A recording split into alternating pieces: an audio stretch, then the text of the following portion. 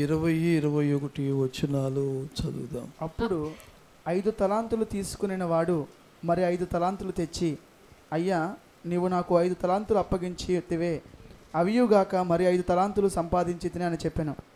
అతని యజమానుడు, బలా నమ్మకమైన మంచి దాసుడా, నీవు ఈ కొంచెములో నమ్మకముగా ఉంటివి, నిన్ను అనేకమైన వాటి మీద నియమించెదను, నీ యజమానుని సంతోషములో పాలు పొందమని అతనితో చెప్పాను.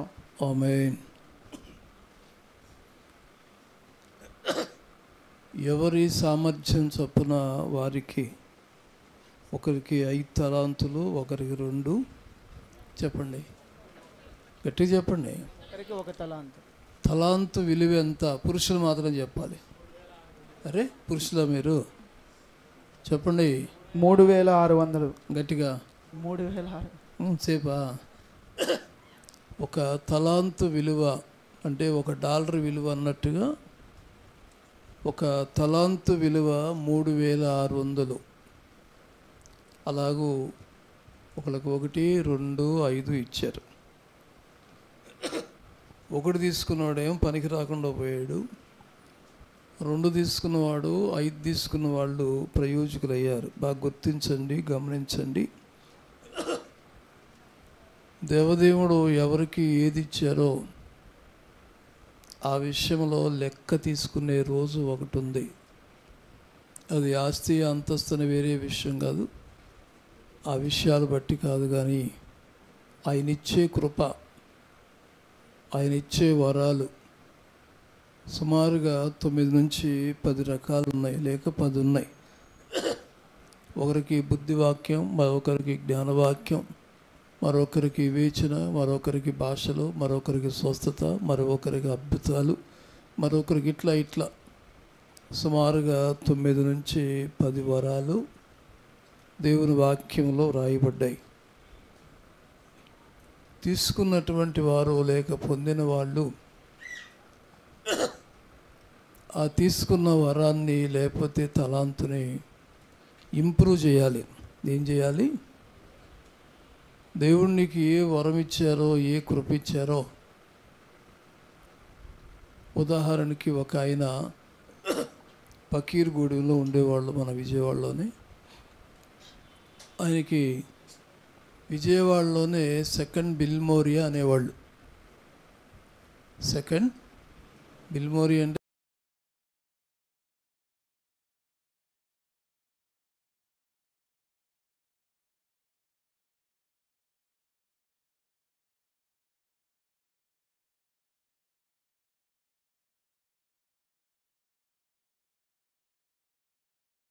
అలా జరిగిపోయింది.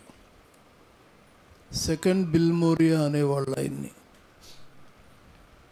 ప్రజల్లో మంచి పేరు వచ్చింది. ఎవరో మీటింగ్ పెట్టుకున్న ఆ రోజుల్లో సంఘాల్లో పాటలు పాడేవాళ్ళు తక్కువగా ఉండేవాళ్ళు. ఏదైనా ఇంటి చెట్టు వైద్యానికి పనికిరాదు కదా, పెరట్లో చెట్టట వైద్యానికి పనికిరాదు, పక్కింట్లో పనికి వస్తుంది. అందుకని ఎప్పుడు పాడేవాళ్ళు కాకుండా, మాట్లాడేవాళ్ళు కాకుండా వేరే వాళ్ళని తీసుకొస్తారు. అంటే మీటింగ్ అంటారు దాన్ని. ఈయన్ని పిలిచారు. మా సంఘంలో చిన్న మీటింగ్ పెట్టుకున్నామండి, మీరు పాటలు పాడాలి. సరే వస్తా అన్నాడు. వాళ్ళు చేసిన పొరపాటు ఏంటంటే వర్తమానికులు లేక ప్రసంగికులని పేరేసి స్వార్థ గాయకులని పేరేలా. అంతేనండి. వస్తానని చెప్పాడు. వాళ్ళు ఏదో మరి ఆ రోజులు అటు వేసేవాళ్ళు కాదు కాబట్టి ఆ కాలం అట్ట జరిగిపోయింది. మీటింగ్ స్టార్ట్ అయింది, తొలిపాట అయింది, మలిపాట అయింది, చివరికి వచ్చారు. కానీ ఈయన రాట్ల. ఆ రోజుల్లో ఫోన్లు గట్ట ఏమి లేవు, ఉత్తరాలు తప్ప, లేక మనుషులతో కబురు చేయటమే తప్ప ఫోన్లు ఎవరికి లేవు అప్పట్లో. ఈయన రాలేదు. 2వ రోజున మీటింగ్ కొరకు ఈ పాస్టర్ గారు ఆయన ఇంటి దగ్గరికి వెళ్ళి, మీరు వస్తారని చూసామయ్యా, మరి రాత్రి మీరు ఎందుకు రాలేదని అంటే, నేను వచ్చేటట్టుగా మీరు చేయలేదు కనుక నేను రాలేదన్నాడు. అదేంటండి అంటే, ప్రముఖ సువార్త గాయకులని మీరు ఎందుకు పేరేయలేదన్నారు. ఆ రోజు లేచేవాళ్ళు కాదు, మాటతోనే వచ్చేవాళ్ళు. ఏమనండి, అంత అనుభవం లేదు నాకు, ఐ యామ్ వెరీ వెరీ చెప్పండి గట్టిగా సారీ అన్నారు. సరే సాయంత్రానికి వస్తాను, అందరికి బాగా అనౌన్స్ చేయండి అన్నారు. సాయంత్రానికి వచ్చాడు. మొదటి పాట అయిన తర్వాత మూడవ పాటకు వచ్చాడు. మూడవ పాటకు వచ్చి పాడటం మొదలు పెట్టాడు. దేవుడు ఆ గొంతులు వెనక్కి లాగి పెట్టాడు. హలో, దేన్ని? గొంతు పొరబోతుంది. పాటలు పాడేవాళ్ళు గొంతును చాలా కాపాడుకుంటారు. నూనె వస్తువులు తినరు, నెయ్యి తినరు, కారాలు తినరు, ఇట్లా అలా ఉంటే కానీ ఈ గొంతు సక్రంగా ఈ స్వరపేటికి పనిచేస్తుంది. అలాగే కాపాడుకున్నాడు, కానీ స్వరం బయటికి రావట్లా, పొరబోతుంది, విపరీతంగా దగ్గు వస్తుంది. ఏం చేయలేక నేను ఈరోజు నా గొంతు బాగాలేదని దిగేశాడు. ఇంకా ఉంది ఎన్ని రోజులు? ముచ్చటగా 3వ రోజు. ఈ 3వ రోజున ఆ వేడి నీళ్ళు తాగి, ఆ జీలకర్ర నీళ్ళు తాగి మళ్ళీ వచ్చాడు. 3వ రోజు కూడా గొంతు పాడరాల. ఏంటి ప్రభువా ఏంటంటే, నేను ఇచ్చిన దాన్ని నువ్వు వ్యాపారం చేయకుండా నీ స్వార్థం కొరకు వాడావు గనక నీ గొంతు నేను తీసుకున్నాను, ఇప్పుడు ఏం పాడతావో పాడన్నాడు. దేవుని కార్యాలు ఇలాగే ఉంటాయి. ఇచ్చిన దాన్ని సరిగ్గా వ్యాపారం చేసిన వాళ్ళని, 5 తలాంతులు తీసుకున్నవాడు 5 సంపాదించి వచ్చాడు యజమాని దగ్గరికి. యజమాని ఏమన్నారు? బలా మంచి దాసుడా. 21వ వచనం. అతని యజమానుడు, బలా నమ్మకమైన మంచి దాసుడా. మంచి దాసుడా, దానికి మరలా చదువు తల్లి. బలా నమ్మకమైన మంచి దాసుడా. అదే బలా, అదే బలా, నమ్మకమైన మంచి దాసుడా. Praise the Lord. ఏ దాసుడు? ఇచ్చిన దాన్ని ఇంప్రూవ్ చేసిన వాళ్ళు నమ్మకస్తులు. నీకు పాడే స్వరం ఇచ్చారా, మాట్లాడే శక్తినిచ్చారా, ప్రార్థన చేసే ఓపికనిచ్చారా, ఆత్మ నడిపింపిచ్చారా? ఇవన్నీ ఉచితంగా మహాదేవుడు ఇచ్చినటువంటి వరాలు. ఏది ఇచ్చినప్పటికీ నీ స్వార్థం కొరకు వాడితే, ఇచ్చిన దేవుడు, గతంలో చెప్పాను, ఇచ్చిన దేవుడు వెనక్కి తీసుకుంటాడు. ఇచ్చిన దేవుడు వెనక్కి తీసుకుంటాడు. అందుకని ఈ రాత్రి దేవదేవుడు కోరేది ఏమిటి? నమ్మకత్వం. మన ధ్యానాంశం చెప్పండి. ఒక వ్యక్తిగా దేవుని సన్నిధిలో అడుగుపెట్టిన ప్రతి ఒక్కరూ కూడా నీ ధనాన్ని, నీ శౌర్యాన్ని, నీలో ఉన్నటువంటి శక్తి సామర్థ్యాన్ని సమాజం లేక మనుషులు చూస్తారు. నీలో ఉన్న నమ్మకత్వాన్ని దేవుడు చూస్తాడు. ఆమేన్. మనుషులు చూసేది కొంతకాలం ఏదో ఒకటి పక్షిలాగా ఎగిరిపోద్ది, కానీ దేవుడు చూసేదానికి మాత్రమే ఫలితమిస్తాడు. 5 తలాంతులు సంపాదించాను ప్రభువు అని వస్తే, బలా గట్టిగా నమ్మకమైన మంచి దాసుడా. చెడ్డదాసుడా, మంచి దాసుడా? మాట నిలబెట్టుకోవటం, మాట కొరకు బ్రతకటం, దైవ చిత్తం కొరకు తల వంచటం, ప్రతి పరిస్థితుల్లో దేవుని చేత నమ్మకమైన వారిగా ఎంచితే, పౌలు అంటాడు, నన్ను నమ్మకమైన వానిగా ఎంచిన నా ప్రభు అయిన యేసుక్రీస్తుకు నేను కృతజ్ఞుడనై ఉన్నాను. దేవుడు నిన్ను నమ్మకమైన వానిగా ఎంచాలి. మన నమ్మకత్వాన్ని దేవుడు చూస్తున్నాడు. మీ పక్కన చెప్పండి, నా నమ్మకత్వాన్ని అందుకనే చెప్పండి, ఇక మీదట అసలు ఎవరన్నా నేను ఎవరేదన్నా అంటే ఈ షాప్ మీద కూర్చుంటే వట్టు అంటారా? నీలో తొందరపాటుని మనుషులు చూస్తున్నారు, నమ్మకత్వాన్ని దేవుడు చూస్తున్నారు. బలా నమ్మకమైన మంచి దాసుడా. ఈ కొంచెంలో ఇతను 5 సంపాదిస్తే దేవుడి దృష్టిలో ఇది ఎట్లా ఉంది? కొంచెం. చెప్పండి, 5 రూపాయలకి 5 సంపాదిస్తే అంటే డబుల్ ఫ్రూట్ కదా. అతని దృష్టిలో, మనుషుల దృష్టిలో చాలా గొప్ప ఘనత, కానీ దేవుని దృష్టిలో కొంచెం. ఈ కొంచెంలో నువ్వు నమ్మకంగా ఉన్నావు గనక నిన్ను అనేకమైన వాటి మీద నియమిస్తాను. దావీదు నమ్మకత్వమే గొప్పవాణ్ణి చేసింది. సౌల్లో ఉన్న తొందరపాటు తను తగ్గించింది. తన జీవితం అంతమైపోవటానికి నమ్మకత్వం కోల్పోవటమే. ప్రతి విషయంలో ఒక సంఘ బిడ్డగా, దేవుని బిడ్డగా, దేవుని సన్నిధిలో అడుగుపెట్టిన నీవు, నేను, మనమందరం మనం ఎక్కడ నమ్మకస్తులుగా ఉండాలి. ఆమేన్. మొట్టమొదటిగా ఇంటి దగ్గర నుంచి స్టార్ట్ చేస్తాను. ఏమన్నారు మన పెద్దవాళ్ళు? ఇంట ఓడి రచ్చ గెలవమన్నారా? హలో, ఇంట గెలిచి బయట గెలవండి. ఒక మాట ఉంది, ఇంకోటి లోకోక్తి, దైవోక్తి కాదు. కానీ ఇంట్లోనేమో రామయ్య గారంట, మీకు తెలుసు. వీధిలోనేమో ఆయన ఏదోనంట. అంటే ఇంట్లో ఓడిపోయాడు, బయటికి గెలిచాడు. ఇంట్లో వాళ్ళందరి విషయంలో ఓడిపోయింది. బయట వాళ్ళ విషయంలో గెలిచాడు.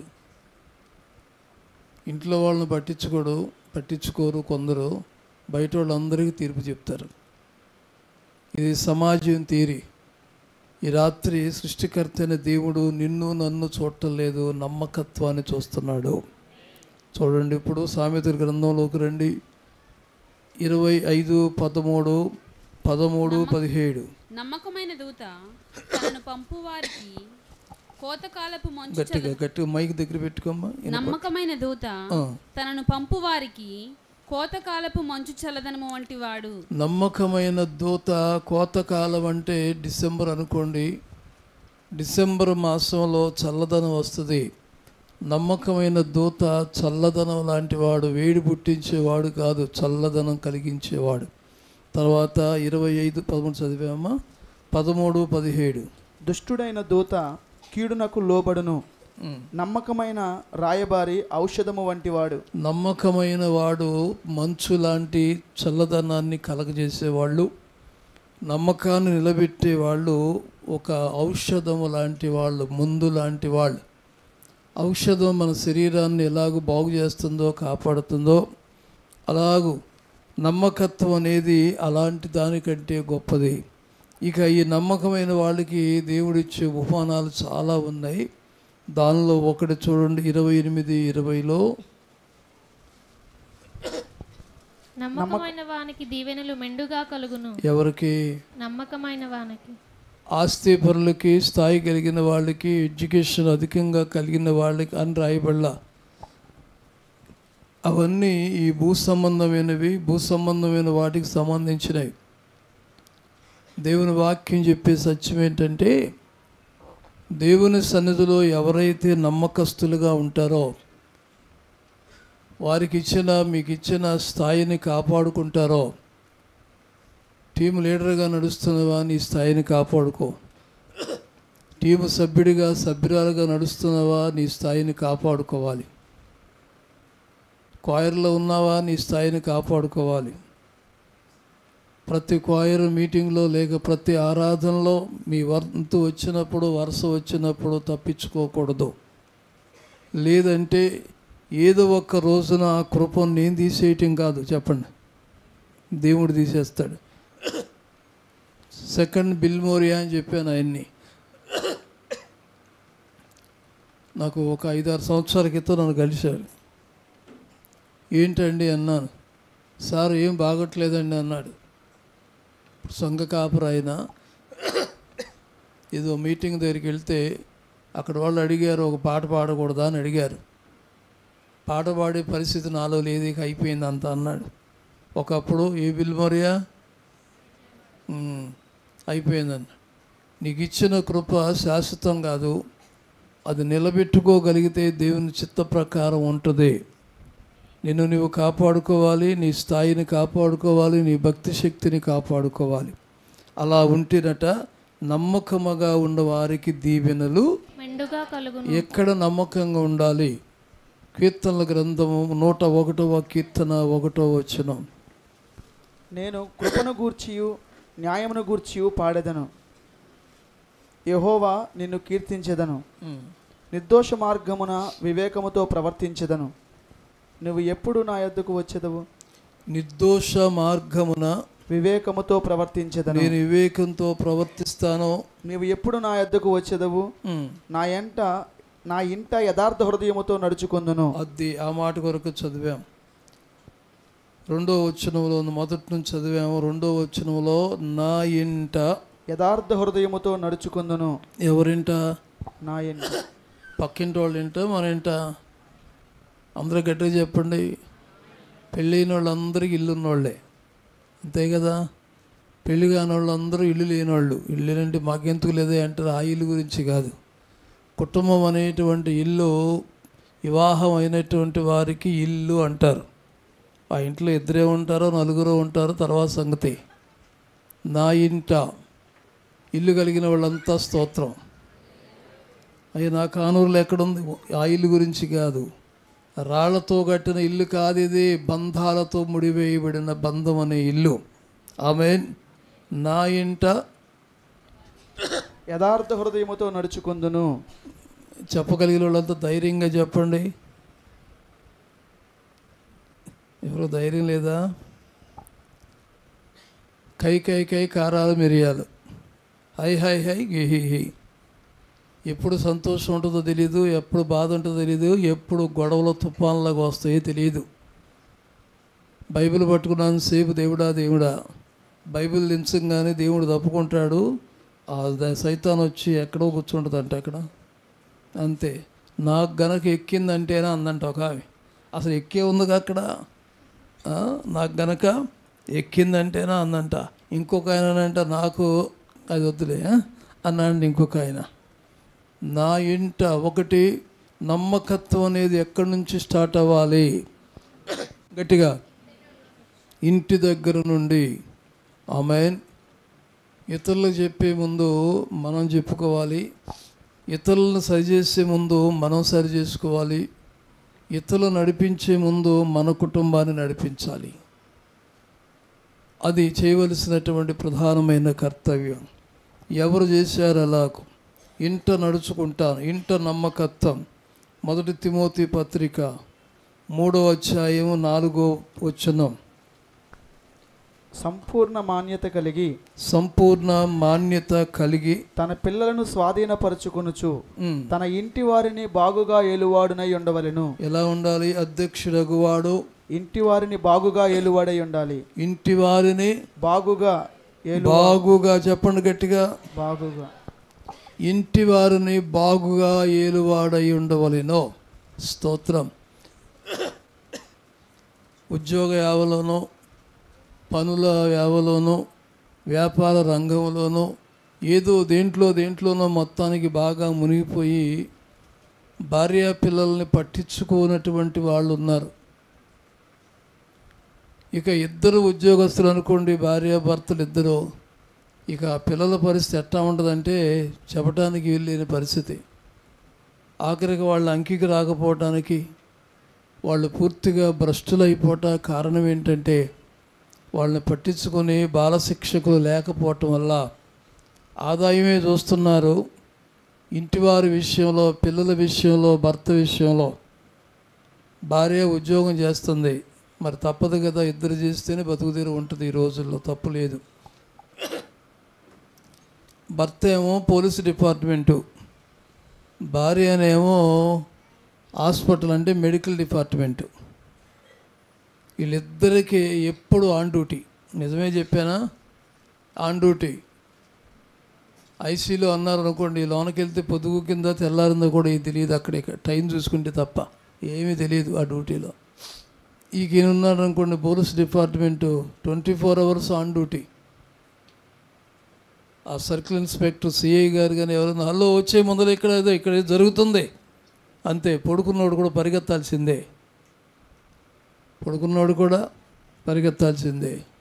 ఇటువంటి కొన్ని ప్రొఫెషన్స్ ఉన్నాయి, కొన్ని వృత్తులు, ఉద్యోగాలు ఉన్నాయి. వీరిద్దరి మధ్య పిల్లల పరిస్థితి ఏమవుతుంది? ఒక ఆయన పెళ్లి కోసం తిరుగుతున్నాడు, ఆయన కోసం కాదు, కూతురు కోసం. ఈ అమ్మాయి మెడిసిన్ చదివింది, పీజీ కూడా అయిపోయింది. అంటే ఆ ఎండి చేసింది మళ్ళీ ఎంబీబీఎస్ అయిపోయి తిరుగుతున్నాడు. ఓ చోటుకి వెళితే కరెక్ట్గా అన్ని మ్యాచ్ అయిన విధంగా ఎండి డాక్టర్ దొరికాడు.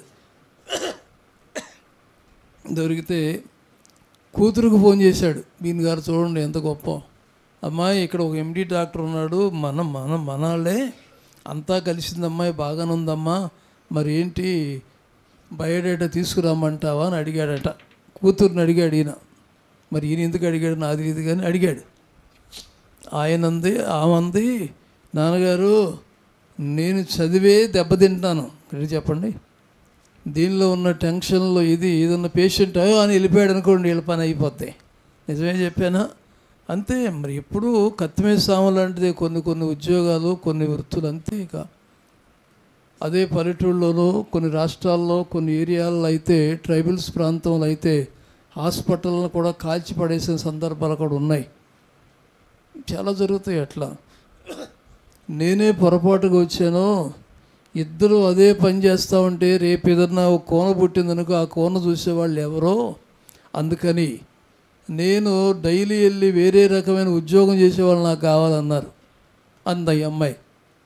అది తిరుగుతూ ఉంటే గంతకు తగ్గ బొంత దొరక్క ఆ అమ్మాయికి 45 ఏళ్ళు వచ్చిన తర్వాత కూడా పెళ్ళి అవ్వాలి. ఇప్పుడు కూడా అవలేదు పాపం, ఇప్పుడు కూడా అవలేదు.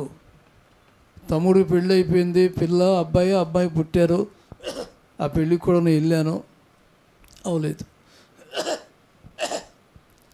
చదవచ్చు, చదివించవచ్చు, కానీ ప్రొఫెషన్ ఏంటి అనేది అర్థం చేసుకోవాలి. బహుశా ఇద్దరు ఒకటే అనుకోండి, వారి పిల్లలు ఆయా కిందే బతుకుతారు. ఇంటి వారిని పట్టించుకునే స్థాయి కొందరికి వారు చేసే వృత్తిని బట్టి కుదరదు. ఎంతన్నా చెప్పండి, అది కుదిరే పని కాదు. ఒక అబ్బాయి అన్నాడు, మా నాన్నతో మాట్లాడేప్పుడు 15 రోజులు అయిందన్నాడు. మీ నాన్న ఏమన్నా క్యాంప్ వెళ్ళాడంటే, క్యాంప్ వెళ్ళా, నేను స్కూల్కి వెళ్ళేసరికి మా నాన్నగారు లేగవరు, సాయంత్రం నేను వచ్చేసరికి ఏమో రారు, రాత్రి 10ంటికి వచ్చారు నిద్రపోతారు, నేను వెళ్ళేసరికి లేగవరు. 15 రోజులు. మరి అమ్మతో ఎప్పుడన్నా వారానికి ఒకసారి మాట్లాడే అవకాశం, ఇంట్లో ఆయా ఉంది కదా, వంట చేసే ఉంది కదా, వాళ్ళు వండి పెడితే వీళ్ళు తిని వెళ్ళటం. ఎన్ని కథలు కాదు, జరిగేటువంటి నిజాలే ఇవి. ఇంటి వారిని బాగుగా ఏలువాడై ఉండవలెనో, ఇంటి వారిని ఏలువాడు. ఇక్కడ ఏం రాయి మరలా చదువుదాం. 1 తిమోతి 3వ అధ్యాయం 4-5 వచనాల్లో, తన ఇంటి వారిని బాగుగా ఏలువాడై ఉండవలెను, ఎవడైనను తన ఇంటి వారిని ఏలనేరకపోయిన ఎడల అతడు దేవుని సంఘమును ఎలాగూ పాలించును. ఆమేన్. 7వ వచనంలో ఉంది, సంఘమునకు వెలుపటి వారి చేత మంచి సాక్ష్యము, గట్టిగా, సంఘమునకు వెలుపటి వారి చేత మంచి సాక్ష్యము పొందినవాడై ఉండవలెను. ఆమేన్. ఇంట నమ్మకత్వం. నువ్వు ఎంతమంది చెప్తున్నావు అంది వేరే విషయం, ఏం చేస్తున్నావు అంది వేరే విషయం. ఈ కొంచెంలో నమ్మకంగా ఉంటివి గనుక గట్టిగా అనేకమైన వాటి మీద నేను నియమిస్తాను. నమ్మకత్వం. నమ్మకస్తులైన వారికి, నమ్మకమైన వారికి దీవెనలు మెండుగా కలుగును. నమ్మకస్తుల స్థాయి ఏంటి? మంచు అంటే చల్లదనం కలిగిన వాళ్ళు, రోగిని బాగు చేసే ఔషధం లాంటి వాడు నమ్మకం అంటే. ఈ నమ్మకం ఎక్కడి నుంచి స్టార్ట్ అవ్వాలి? గట్టిగా. ఇప్పుడు కొన్నాళ్ళ క్రితం ఒక ఇంటికి వెళ్ళాను, అనేది చాలా సంవత్సరాలు అవుతుంది, ఒక 20 ఏళ్ళు అవ్వచ్చు. ప్రార్థన చేయటానికి గృహదర్శనానికి వెళ్ళాను. ఈ భార్య గారు ఆ భర్త గారు చూసి కళ్ళతో సైకి చేస్తుంది, ఇట్టంటుంది. ఇట్టనంటే ఆయన అంటున్నాడు, ఇట్టంటున్నాడు. వీళ్ళు కాబాష నాకు అర్థమైంది, అంత పిచ్చోళ్ళం కాదు కదా, నాకు అర్థమైంది. వీళ్ళకి ఏదో బాగా గట్టిగా మోసం సయ్యంటి అనుకున్నా నేను. అంటే అర్థం ఏంటి? వీళ్ళిద్దరి మధ్య విరోధం వచ్చి ఉంటుంది, ఏదో మొత్తానికి పెద్దదే వచ్చింది అనుకున్నాను. ఇటువంటి విషయాల్లో తలదోర్చకూడదు కదా. ఏంటమ్మా అన్నాను. ఏమి లేదు అయ్యగారు అంది. మాటలో తెలిసిపోద్ది కదా. ఈయన గారు అక్కడ ఉండకుండా బయటికి వెళ్ళిపోయాడు, ఇంట్లో నుంచి వెళ్ళిపోయాడు. ఎప్పుడు వెళ్ళేవాడు కదా, వెళ్ళిపోయాడు. ఈమెమో అక్కడే స్టవ్ దగ్గర కూర్చొని అవన్నీ కెలుగుతూ ఉంది. ఏంటమ్మా నీ ఇంటికి వస్తే నువ్వు స్టవ్ దగ్గర నుంచి రావట్లేదు, సింగిల్ గదే కదా, అన్నీ అక్కడే ఉంటాయి, అక్కడే కూర్చొని కథలు ఏంటన్నా, నా మనసే బాగలేదు అయ్యగారు అంది. మరి ఆ మాట నాకు తెలిస్తే నీ ఇంటికి వచ్చేవాడిని కాదు కదా. ఏమైందమ్మా ఏమైందమ్మా, ఆయన మంచోడు కదా ఆయన మంచోడు కదా, నేనేం చేయను. మరి నువ్వు మంచిదానివని అనలేకపోయా నేను. ఈ పెద్ద రాక్షసి, ఈ తక్కువది కాదు ఈమె. అతనేమో పాపం చెప్తే వింటాడు, ఈయన గారేమో అసలు చెప్తే ఎందో వేసి రాక్షసి. వేసి రక్తమే. రాక్షసులు కలిసి ఉండలేరు. కొన్నాళ్ళలోనే వాళ్ళిద్దరు విడిపోయారు. అసలు ఊళ్ళో లేరు, ఊరు వదిలిపెట్టి వెళ్ళిపోయారు. ఎక్కడికి పోయారో నాకే తెలియదు. ఇంటి వారిని బాగుగా ఏదని వారు, భర్త అయినా భార్య అయినా ఎవరైనా సరే, ఆ కుటుంబము ఆ కాపురం నిలవటం అనేది చాలా కష్టం కష్టం కష్టం. నమ్మకత్వం అనేది ఎక్కడో కాదు, ఎక్కడ స్టార్ట్ అవ్వాలి? ఇంట్లోనే స్టార్ట్ అవ్వాలి. అతని భర్త ఆమె భర్త అతను ఎందు ఆమె ఎందు నమ్మిక ఉంచదో. భర్త ఏం చేస్తాడు? భార్య ఎందు నమ్మిక ఉంచుతాడట. భర్తకు లాభప్రాప్తి కలగటానికి అన్ని ప్రయత్నాలు చేస్తుందంట. 31వ అధ్యాయం సామెతల గ్రంథంలో. ఇంటి వారికి చలి కలగకుండా కాపాడుతుంది, ఇంటి వారి కొరకు భోజనమును సిద్ధపరుస్తుంది, ఆస్తి సమకూరుస్తుంది, వ్యాపారం స్టార్ట్ చేసింది, అన్నీ స్టార్ట్ చేసింది. అందులో ఈమె చేసిన దాన్ని బట్టి గవిని యొద్ద భర్త పెద్దలతో కూడా కూర్చుండును, పెద్దలతో కూడా కూర్చున్నాడు. భర్త 10 మందిలోకి వెళ్ళి కూర్చోవాలి అంటే, తల ఎత్తుకు కూర్చోవాలి, నిలబడాలంటే కుటుంబ పరిస్థితులు బాగుంటేనే. సేమ్ టైం భార్య కూడా అంతే. భర్త అన్ని విషయాల్లో కరెక్ట్గా ఉంటే భార్య చాలా సంతోషంగా, ఏమంటారంటే దాన్ని మర్యాద గౌరవంగా సమాజంలో నడవగలుగుద్ది. ఈ అమ్మాయినా అంటారు, అతని గురించి తేలిగ్గా మాట్లాడితే, భర్త గురించి తేలిగ్గా మాట్లాడితే భార్యకి విలువ ఉంటుందా? లేదు. భార్య గురించి తేలిగ్గా మాట్లాడితే భర్తకి విలువ ఉంటుందా? వీరిద్దరికి పుట్టిన పిల్లలకి మంచి భవిష్యత్తు ఉంటుందా? ఏది ఉండదు. అందుకని ఇంటి వారిని ఏలటంలో కేవలం భర్త మాత్రమే కాదు, భార్య కూడా. ఆ తర్వాత ఆ కుటుంబంలో గొడవలు నా దృష్టికి వచ్చి, ఇవి ఇలా చేయటం మంచిగా లేదమ్మాయి అన్నాను. ఆయన మార్చండి అంటుంది. నీ మార్చడం ఏంటి? నీ మార్చడానికి నా కాంట్రాక్ట్ తీసుకున్నానా? నువ్వు భార్యగా అతని మనసును నువ్వు లొంగ తీసుకోలేకపోయావు. నిన్ను బట్టి రక్షణ పొందిన వాడు మరలా తాగుబోతు అయిపోయాడు. నీ నోరు ఇష్టం వచ్చినట్టుగా నువ్వు మాట్లాడితే ఎక్కడ తట్టుకుంటాడు ఆ మనిషి? తట్టుకోలేక దుర్వ్యసనాలు లానైపోయాడు. ఆ తర్వాత ఎక్కువ రోజులు ఆ కుటుంబం కలిసి లేరిక. కుటుంబంలో ఏదన్నా వచ్చిందా, ఇంట ఏదైనా సమస్య వచ్చిందా, భర్తగా దాన్ని సరిచేయి, భార్యగా నువ్వు సరిచేయి. అప్పుడు ఆ కుటుంబం నిలబడే అవకాశం కొంతవరకైనా ఉంటుంది. ఆమేన్. సామెతల గ్రంథంలోనికి రండి. 11:29 15వ అధ్యాయం కూడా తీయండి. తన ఇంటి వారిని బాధ పెట్టువాడు గాలిని స్వతంత్రించుకొనును. ఎవరిని? తన ఇంటి వారిని బాధ పెట్టువాడు. పక్కింటి వారిని రాయబడలేదు. తన ఇంటి వారిని అంటే భార్యకైనా కావచ్చు, భర్త అయినా కావచ్చు. బాధ పెట్టువాడు గాలిని స్వతంత్రించుకుంటాడు. ఆ రొట్టి పనికిరాని నుండి గాలిని ఇటు అంటూ ఉంటారు కదా, ఏమి సాధించలేని శూన్య బ్రతుకుని అలా అంటారన్నమాట. ఇంటి వారిని బాధ పెట్టువాడు. నీ కట్టుకున్న వారిని, కన్నవారిని నువ్వు బాధ పెడితే నమ్మకత్వం కోల్పోయినట్టే. నీ ఇంట నువ్వు నమ్మకంగా, నా ఇంట నేను యథార్థ హృదయంతో జీవిస్తాను, నా ఇంట నివసించున్నట్లు నేను నమ్మకస్తులైన వారి కొరకు కనిపెడుతున్నాను. నమ్మకత్వం ఇంటి దగ్గర నుంచి స్టార్ట్ చేద్దాం. 15వ అధ్యాయం 27వ వచనం సామెతలో. లోబి తన ఇంటి వారిని అది ఒకటి, ఇంటి వారిని బాధ పెట్టువాడు గాలిని స్వతంత్రించుకొనును. రెండోది, లోబి తన ఇంటి వారిని బాధ పెట్టును. అది లోబి. ప్రతి విషయంలో కూడా లోబితత్వం అంటే ప్రతిదానికి బయటపడటం. అదే గొడవలకి కారణం. యేసు రక్తమే గొడవలకు కారణం. ఏది ఉన్నప్పటికీ అది ఏ సమస్య అయినా 4 గోళ్ల మధ్య, భార్యాభర్తల మధ్య తేల్చుకోవాలి. మూడో మనిషి ఆ కుటుంబంలో ఎంటర్ అయితే ఆ ఇల్లు బజార్లోకి వచ్చినట్టే. బజార్లోకి వస్తే ఆ కుటుంబానికి ఉన్న విలువ కాస్త పోయినట్టే. నమ్మకత్వం అనేది లేదు. ఇక నమ్మకత్వాన్ని పూర్తిగా కోల్పోయినట్లు లెక్క అవుతుంది. లోబి తన ఇంటి వారిని బాధ పెట్టును. తన ఇంటి వారిని బాధ పెట్టేవాడు గాలిని స్వతంత్రించుకుంటాడు. అలాంటి సమాజంలో, సొసైటీలో మనం ఉన్నాం. అలాంటి వాళ్ళు అనేక మంది ఉన్నారు. రక్షింపబడిన దేవుని సందుకు వచ్చినటువంటి నీవు, నేను, మనమందరం లోపాలు ఎక్కడైనా ఉంటాయి. సమస్యలు ఏ కుటుంబంలో అయినా ఉంటాయి. నా కుటుంబంలో ఏ సమస్య లేదు, స్తోత్రం అన్నాళ్ళు ఎవరినో ఉంటే ఆమీన్ చెప్పండి. నాకు వినపట్ల ఉందా? ప్రతి కుటుంబంలో సమస్య ఉంది. నిజమేనా? ఇక్కడికి ఏదో వస్తాం, నలుగురిలో కూర్చుని దేవుని వాక్యం వింటే కాస్త మనసులో ప్రశాంతత ఏర్పడుద్ది. ఇంటికి వెళ్ళిన తర్వాత ఈగల మోత మామూలే, జోరేగల మోత మామూలే కదా.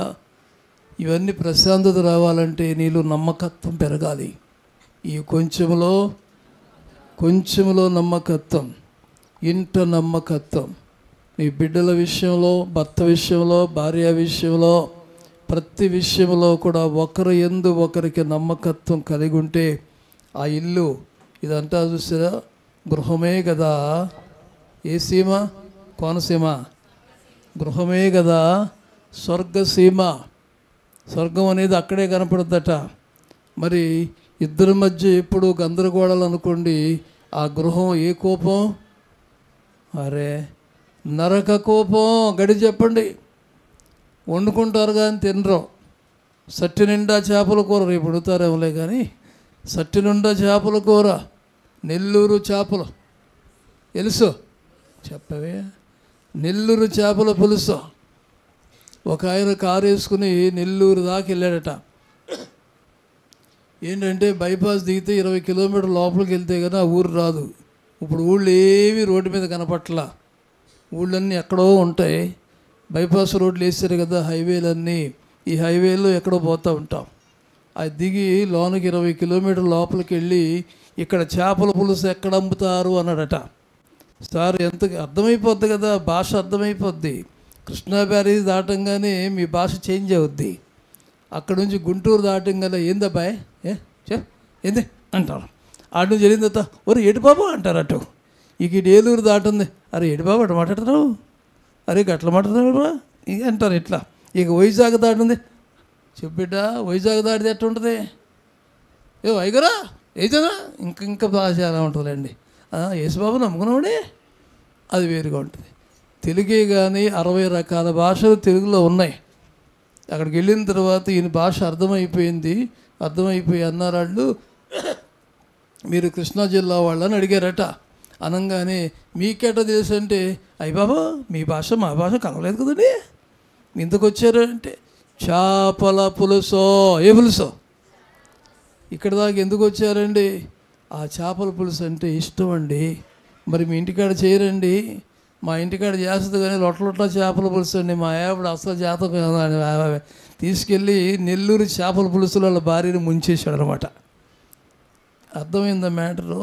ఎందుకు వచ్చారు ఇక్కడికని అడిగాడంటే, అమ్ముకునేవాడు ఎందుకు వచ్చారు ఎందుకు అడగాలి, ఈయన గారు ఎందుకు చెప్పాలి? మా ఆవిడకి అసలు చేయటం చేత కాదు, వంకాయ కూర ఒకటే చేపల పులుసు వస్తే 2 అట్టాగా తిప్పేస్తుంది. ఇటు పెట్టి వంకాయ కూర తిప్పేసరికి ముక్కలన్నీ ఇడిపోయి దాంట్లో ముళ్ళన్నీ ఇట్లా వచ్చినాయంట. ఇదిగో మా అమ్మమ్మ నేర్పిన చేపల పులుసు అని వేసేసరికి దాంట్లో లొటలట ముళ్ళు మాత్రమే కనపడుతున్నాయి. ముక్కంతా కైమా అయిపోయి కలిసిపోయింది. ఆమెను తట్టుకోలేక ఇక్కడికి వచ్చానండి బాబునండి. ఒక్క పూట తినటానికి తినేది ఒక్క పూట. మా తింటే 200 రూపాయలు 300 అవుతుంది ఖర్చు అనుకుందాం కూరకు ఆ రోజు. మరి ఇల్లు రావడానికి 2000 పైన ఖర్చు అవుతుంది కారుకి అక్కడికి. ఎందుకండి ఇదా? ఇంటికాడ నెమ్మది లేదు నాకు. ఆమె నాకు చేసి పెట్టట్లేదు. జాగ్రత్త. భర్తలో భార్యలు బయటికి వెళ్ళి ఆస్వాదించడం తప్పని అన్న కానీ నీ కుటుంబాన్ని ఎండయిబాక. ఎక్కడికి వెళ్ళినా అసలు మా భర్త ఆయన మంచోడు కాదు అనబాక. మా ఆవిడ అస్సలు మంచిది కదన్న పక్కన. ఇంటి వారిని ఏలువాడు, ఇంటి వారి విషయంలో నమ్మకత్వం. ఇంటి వారిని బాధ పెట్టేవారు గాలిని స్వతంత్రించుకుంటారు, హక్కును స్వతంత్రించుకోరు.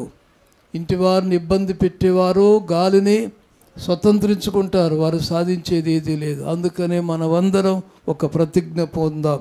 ఏమిటది? నా నమ్మకత్వం ఎక్కడి నుంచి స్టార్ట్ అవ్వాలి? నా ఇంట్లో నమ్మకంగా ఉంటానో. మీ పక్కన వాళ్ళు చెప్పండి. అయిపోయింది. గోధుమ ఉప్మా చేయమంటే ఆమె తెల్ల ఉప్మా చేస్తుంది. ఏదో ఒకటి చేసి పెట్టింది, ఎట్టొకటో మింగండి, మింగుదాం. ఏమంటా పెద్దమ్మ? అసలు నేను చేస్తే గంట సత్యమే చెప్పానా? అసలు నేను చేస్తే కదా అంటారా? నువ్వు అనుకున్నట్టు కొన్నిసార్లు జరగవు, కొన్నిసార్లు జరుగుతాయి.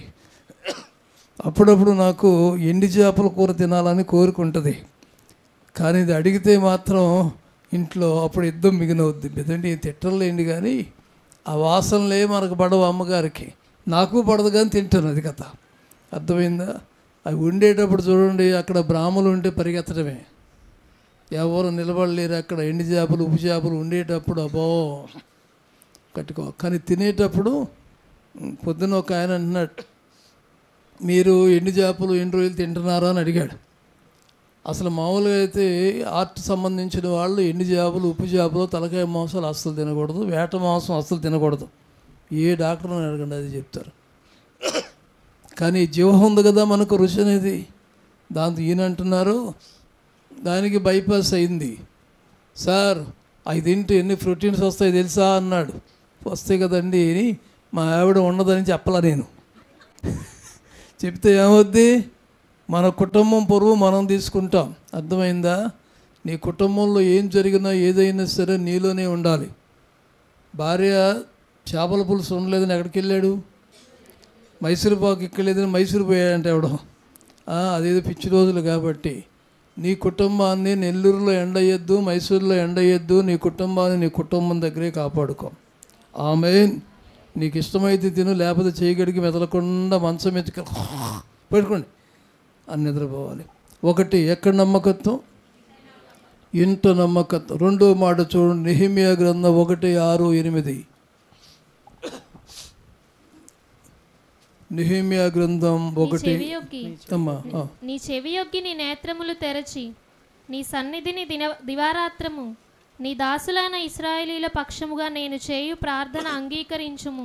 నేను చేయు ప్రార్థన అంగీకరించుము. నీకు విరోధముగా పాపము చేసిన ఇశ్రాయేలు కుమారుల దోషమును నేను ఒప్పుకొనుచున్నాను. ఆమేన్.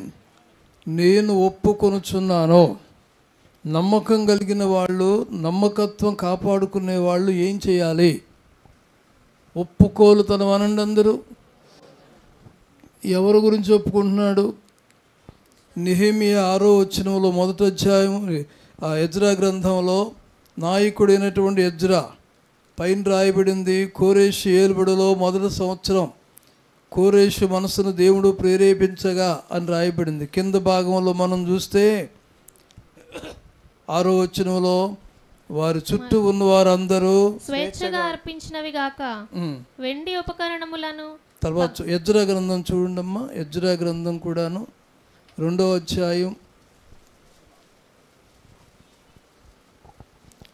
మొట్టమొదటిగా 6వ వచనం చూడండి. మొదటి అధ్యాయం 6వ వచనంలో, మరియు వారు చుట్టూనున్న వారందరూ స్వేచ్ఛగా అర్పించినవి గాక వెండి ఉపకరణములను, బంగారును, పశువులను, ప్రశస్తమైన వస్తువులను ఇచ్చి వారికి సహాయము చేసిరి. ఆమేన్.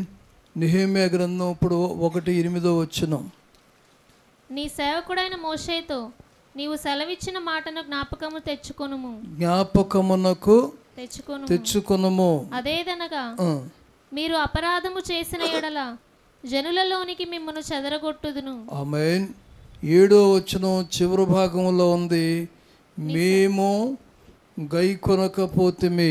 రాజు దగ్గర ఒప్పుకొనుట అంటే రెండోది ఎక్కడ నమ్మకత్వం అనగా, ఎజ్రా గ్రంథంలో, నెహెమ్యా గ్రంథంలో ఎజ్రా నెహెమ్యాలు వాళ్ళ కోసం నమ్మకత్వాన్ని కనపరచలా, ప్రజాక్షేమం కొరకు, ప్రజల విజయం కొరకు నమ్మకత్వాన్ని కనపరిచారు. ఈ 7వ వచనంలో 8వ వచనంలో ఒప్పుకున్నది వాళ్ళు చేసిన తప్పు కాదు, ప్రజలు చేసిన తప్పును. తర్వాత చూడండి 2వ అధ్యాయంలో 5వ వచనంలో రాజుతో, నెహెమ్యా గ్రంథం 2:5, రాజుతో నీ సముఖమందు నేను దయ పొందిన ఎడల నా పితరుల సమాధులుండు పట్టణమును తిరిగి కట్టునట్లుగా నన్ను యూదా దేశమునకు పంపుడని వేడుకొనుచున్నానని. ఆమేన్. వేడుకొనుచున్నానని రాజుతో మనవి చేసినాం. ఎవరితో మాట్లాడుతున్నాడు గమనించండి. ఒక అధికారితో, ఒక ప్రముఖమైనటువంటి వ్యక్తితో మాట్లాడేటప్పుడు మాట్లాడే స్థాయి కావాలి, మాట్లాడేటువంటి అర్హత కలిగి ఉండాలి. మనలో ఎవరైనా దబుక్కుని వెళ్ళిపోయి సీఎం గారు రండి, బయటికి రండి అంటామా? అసలు వెళ్ళనిస్తారా గేటు కాడ నుంచి? సీఎంతో మాట్లాడాలన్నా, పిఎంతో మాట్లాడాలన్నా దానికి అర్హత కావాలి, అందుకు సంబంధించినటువంటి విషయాలు ఉండాలి, సంబంధాలు బంధాలు ఉండాలి. అవి ఏమి లేకపోతే సన్నిహితంగా ఉండగలుగుతారా? మరి గిన్నెందించేటువంటి ఒక పరిచారకుడు, ఒక పనివాడు రాజుగారితో ఇట్లా మాట్లాడుతున్నాడంటే ఆయన స్థాయి ఎంత గొప్పదో అర్థం చేసుకోవాలి. ఆయన స్థాయి అంత పెరగటానికి, నెహెమ్యా స్థాయి రాజు అయినటువంటి అర్తహషస్త దగ్గర పెరగటానికి కారణం ఏంటి? రాజు దృష్టిలో ఇతడు నమ్మకస్తుడో. గట్టి చెప్పండి, ఎవరి దృష్టిలో? రాజుగారి దృష్టిలో నమ్మకస్తుడు. నమ్మకం అనేది నువ్వు కొనుక్కుంటే వచ్చేది కాదు, నిన్ను నమ్మాలి. భార్యాభర్తల మధ్య బంధము భవనంలాగా నిలబడాలంటేనట ఏముండాలి? నమ్మకత్వం. నమ్మకం కలిగిన భార్యాభర్తల మధ్య ఎవ్వరు ఎన్ని మాటలు చెప్పినా ఆ కుటుంబాన్ని పడగొట్టడం ఎవరి తరం కాదు. రాజుగారితో నమ్మకత్వం కలిగి ఉన్నాడు గనుక రాజుగారిని డైరెక్ట్గా అడుగుతున్నాడు. మధ్యవర్తి లేడిక, మీడియేటరిజం లేకుండానే రాజుతో మాట్లాడుతున్నాడంటే రాజు దగ్గర నమ్మకస్తుడిగా ఉన్నాడు. అధికారుల దగ్గర, రాజుల దగ్గర, నాయకుల దగ్గర మన నమ్మకత్వాన్ని కనపరచాలి. మీరు ఎవరండి? మేము కానూరులో గాంధీ బొమ్మ దగ్గర ఉన్న కానూరు గాంధీ బొమ్మ సెంటర్ సమీపంలో ఉన్న ఐపీసీ ప్రార్థనా మందిరంలో. ఆమేన్. అర్థమైందా? మీరెవరో గట్టి చెప్పండి. పెంతెకోస్తు ప్రార్థనా మందిరం అండి మాది అని ధైర్యంగా ఘనంగా చెప్పుకోవడానికి నిలబడే నమ్మకత్వం కావాలి. వారం వెళ్తావయ్యా నువ్వు? ఎప్పుడన్నా వెళ్తానండి. అభ్యాసం నువ్వు పనికిరావు, నువ్వు నమ్మకస్తుడు కాదు. బాబు ఎప్పుడు ప్రార్థనకి వెళ్తావా? గట్టి చెప్పయ్యా. వెళ్తాను. అయితే నువ్వు నమ్మకస్తుడు. అన్ని విషయాల్లో మీరు ఉంటారా? మన ఆదివారం ఏంటో ఫంక్షన్లు జరిగినాయంట కదా, ఎప్పుడెప్పుడు జరిగినాయంట కదా. అవునండి జరిగినాయి. నువ్వు నమ్మకస్తుడు అలా కాదు. నిన్ను పిలిచి అందరం ఎక్కిస్తే నమ్మకస్తులని కాదు. ప్రతి విషయంలో కూడా నేను నమ్మకస్తుడును. యజమానికి నమ్మకస్తుడిగా ఉన్నవాడు యజమాని మెప్పు పొందుతాడు. అధికారికి నమ్మకస్తుడిగా ఉన్నవాడు అధికారి దగ్గర నుంచి మెప్పు పొందుతాడు. నమ్మకస్తుడుగా లేకపోతే వాళ్ళు పీకేసి అక్కడ పెడతారు. రాజు దగ్గర నమ్మకస్తుడిగా ఉన్నాడు గనుక రాజుతో డైరెక్ట్గా మాట్లాడుతున్నాడు. నా దేశము, నా ప్రజలు ఇలాగ ఉన్నారు, నా పితరులు కట్టినటువంటి ఇళ్ళు సమాధులుగా మారిపోయినాయి, నేను నా దేశానికి వెళ్ళాలని అడిగితే వెంటనే రాణి గారు అందుకున్నారండి. అక్కడ 6వ వచనంలో చూడండి. అందుకు రాజు రాణి తన యొద్ద కూర్చొని ఉండగా నీ ప్రయాణం ఎన్ని దినములు పట్టును? ఆమేన్. రాజుగారు మాట్లాడుతుంటే రాణి గారు కూడా మాట్లాడింది. అంటే భర్త మాట్లాడుతుంటే భార్య మాట్లాడటం వారసత్వం బైబిల్లోనే ఉంది. ఊరుకోవయ్యా అనేవాళ్ళు కూడా ఉంటారు. భార్యలో అంతా ఉంటారా? ఊరుకో, నేను ఉన్నానుగా. ఆ యెజబెల్ అలాగే చేసింది. నువ్వు మెదకుండా కూర్చో అందరు అహాబుని. సరే మెదలకుండా ముసుకేసి కూర్చున్నాడు. ఆఖరికి ముసుకేసుకుని పోయాడు. ఎవరో పోలేదా? నువ్వు ఊరుకో, నేనున్నాను అంది. కొన్నిసార్లు తగుదునమ్మంట దూరొచ్చు, కొన్ని మంచి విషయాలకు మాత్రం దూరొచ్చు. యెజబెల్ లాగా దూరకూడదు.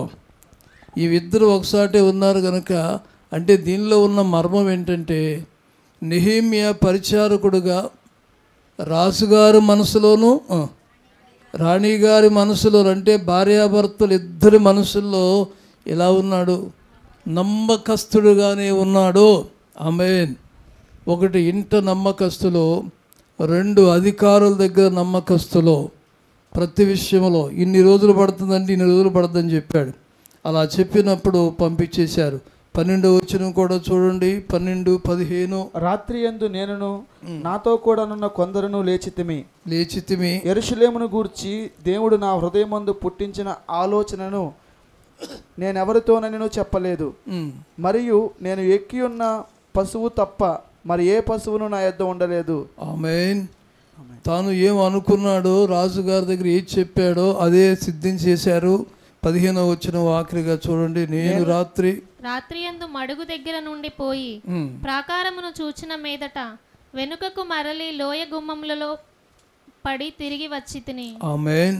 ఇక కింద భాగంలో మనం చూస్తే నమ్మకస్తుడిగా ఎప్పుడైతే నెహెమ్యా ముందుకు వచ్చారో తన నమ్మకత్వాన్ని చూసి ప్రజల్లో విప్లవం వచ్చింది. అదే 18వ వచనంలో ఉంది. నేను వారితో చెప్పితని అందుకు వారు మనము కట్టుటకు పూనుకొందము రండని చెప్పి ఈ మంచి కార్యము చేయుటకై బలము తెచ్చుకొనిరి. ఆమేన్. ఎవరైతే నమ్మకాన్ని కనపరుస్తారో, నమ్మకాన్ని కాపాడుతారో, అధికారుల నమ్మకాన్ని పొందుకుంటారో వారికి సహకరించే వాళ్ళను కూడా దేవుడు ఏర్పాటు చేస్తాడు. ఒక్కడు నమ్మకస్తుడిగా నిలబడితే రాజుగారు సపోర్ట్ ఇచ్చాడు. రాజుగారు మాత్రమే కాదు, రాణి గారు సపోర్ట్ ఇచ్చింది. ఒక్కడిగా బయలుదేరాడు. 100 మంది నెహెమ్యాకి సహకారులను దేవుడు అనుగ్రహించాడు. దీనిలో ఉన్న మర్మం ఏంటి? నమ్మకత్వం చెప్పండి.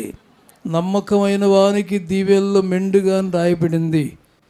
అనుకున్న పని జరగటం, నీ ప్రయాణం సఫలమవటం కూడా అది కూడా దీవెనే. అలాగే ఇక 3వది ఆఖరిది. 3వది చూడండి. అపోస్తలుల కార్యముల గ్రంథంలో, అపోస్తలుల కార్యముల గ్రంథము 2వ అధ్యాయం 1వ వచనం ఆఖరి మాట. పెంతెకొస్తు అను పండుగ దినము వచ్చినప్పుడు అందరూ ఒక చోట కూడి ఉండిరి. ఆమేన్. ఐక్యత.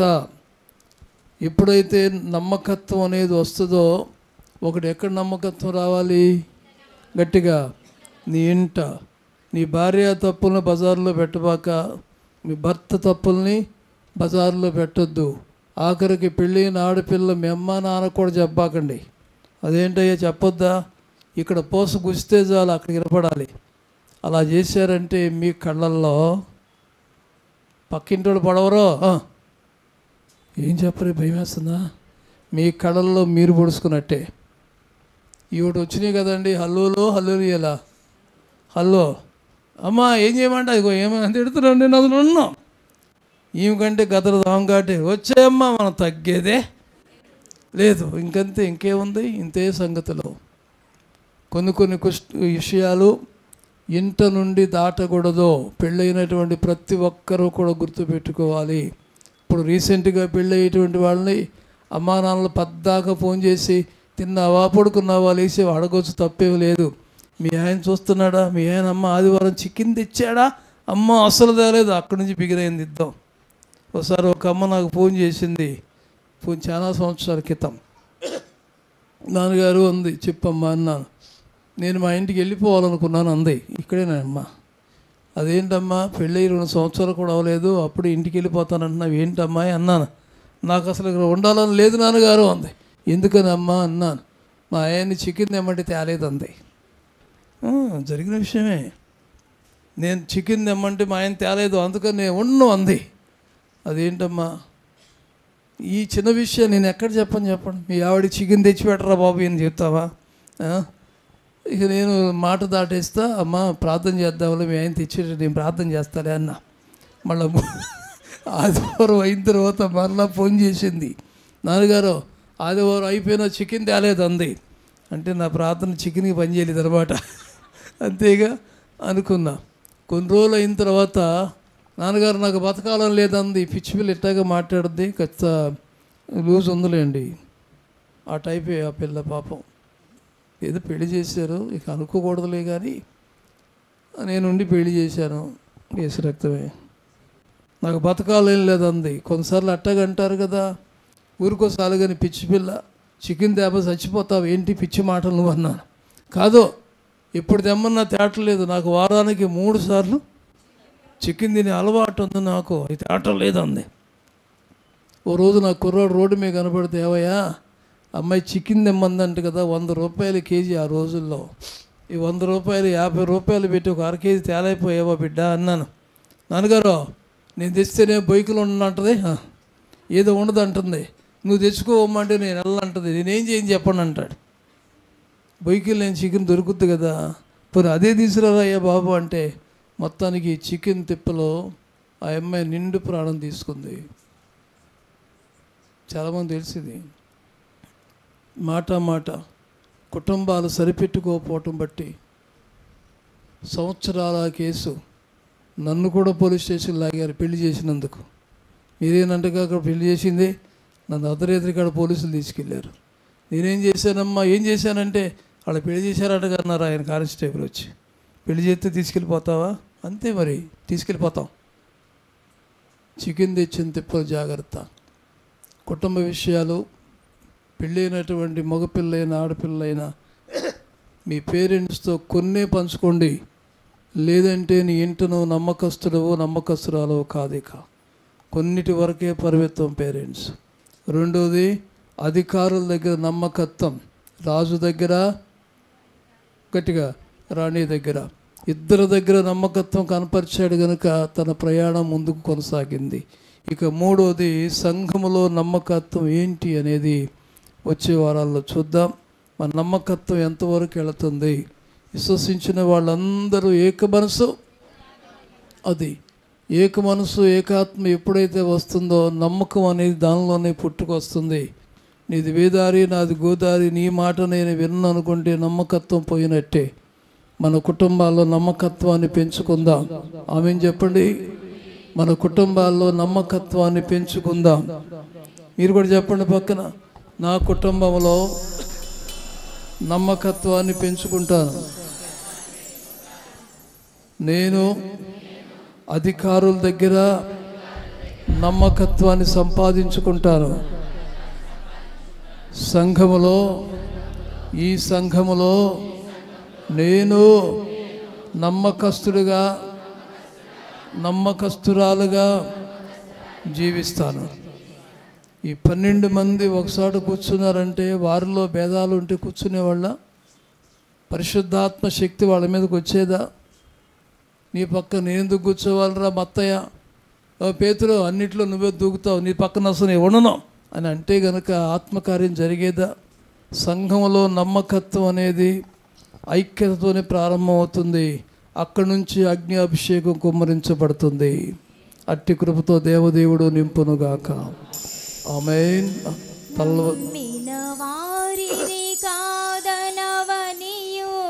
నెమ్మది నొసగెడిన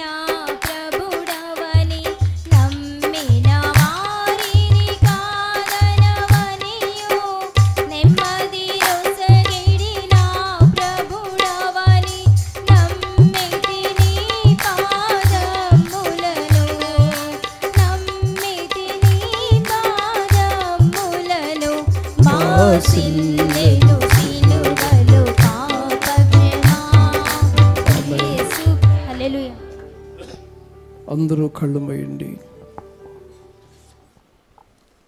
కళ్ళు మూయండి అందరూ.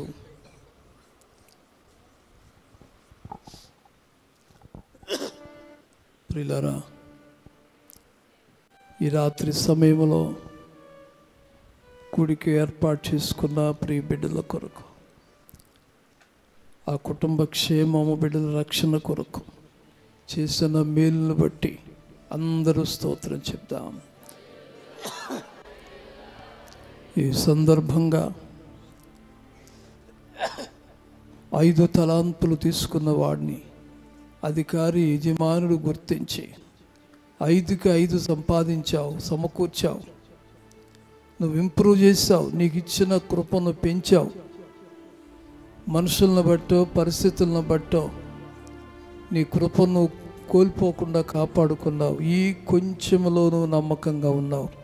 బిడ్డ, నువ్వు ఎక్కడ ఉన్నా, దూరంగా ఉన్నా, దగ్గర ఉన్నా, ఏ ప్రాంతంలో ఉన్నా నీ నమ్మకత్వాన్ని దేవుడు చూస్తున్నారు. దేవుడు ఆయనకి మంచి స్వరం ఇచ్చినప్పుడు సెకండ్ బిల్ మోరియా అన్నారు. ఆయన పేరు కనపడలేదని మీటింగ్కి వెళ్ళి పాటలు పాడటం మానేశాడు. దేవుడు ఆ గొంతును మరల వెనక్కి తీసుకుంటే చాలా కాలం వరకు గొంతు రాలేదు. నీకు ఇచ్చిన కృపను నువ్వు కాపాడుకో బిడ్డ. టీంలో లీడర్గా పనిచేస్తున్నావా, సెకండ్ లీడర్గా ఉన్నావా, ఫస్ట్ లీడర్గా ఉన్నావా, టీం సభ్యుడిగా ఉన్నావా, సభ్యురాలుగా ఉన్నావా, నీ స్థాయిని నువ్వు కోల్పోవద్దు, పోగొట్టుకోవద్దు. దానిలోనే నమ్మకంగా ఉండు. మరలా నీ స్థాయిని నువ్వు కాపాడుకో. మనుషులను బట్టి ఆగిపోవద్దు. మనుషుల మాటలను బట్టి బాధపడద్దు. నిన్ను మెచ్చుకునే వాళ్ళు ఉంటారు, బాధ పెట్టేవాళ్ళు ఉంటారు.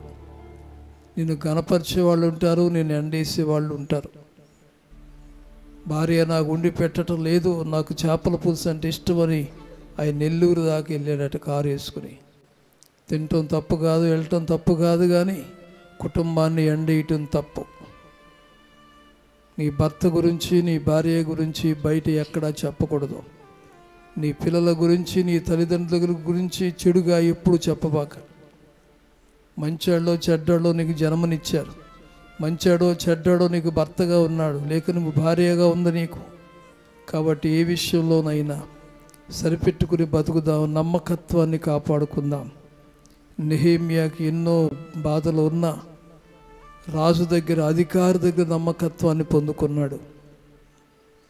ఇంట నమ్మకత్వం, ఇంట యథార్థంతో నా ఇంట నేను నడుచుకుంటాను, నేను నా ఇంటి వారని చెప్పగలిగాడు యెహోషువ. అంటే నమ్మకత్వమే కదా. తన ఇంటి వారు అందరితో కూడా కొర్నేలి నమ్మకత్వం కలిగి ఉన్నాడు. ఒక యెహోషువ కుటుంబం వలె, ఒక కొర్నేలి కుటుంబం వలె మన కుటుంబాలు అవ్వాలి. నమ్మకస్తుల జాబితాలోకి రావాలి. ప్రభువా, ఆ పరిస్థితుల్లో నా కుటుంబాన్ని నడిపించయ్యా. అధికారుల మన్నలను పొందాలి, అధికారుల సపోర్టు కావాలి. నీ ప్రయాణం సాగాలంటే, పనులు జరగాలంటే అధికారులు మనసు మన వైపు తిరగాలి. అధికారుల దగ్గర మన్నన పొందాలి, నమ్మకస్తులుగా గుర్తింపు పొందాలి. సంఘములో అందరూ ఒకటవ్వాలి. విశ్వసించిన వారందరూ ఏకాత్మ కలిగి కూర్చున్నారు. అందరూ కనిపెట్టారు, అగ్ని దిగి వచ్చింది. సంఘములో నమ్మకత్వం ఎలాగుండాలి అనేది మనం తర్వాత చూద్దాం. దేవుని సన్నిధిలో ఉన్న ప్రియులారా, ప్రతి ఒక్కరూ కూడా ప్రార్థనలో కనిపెడదాం.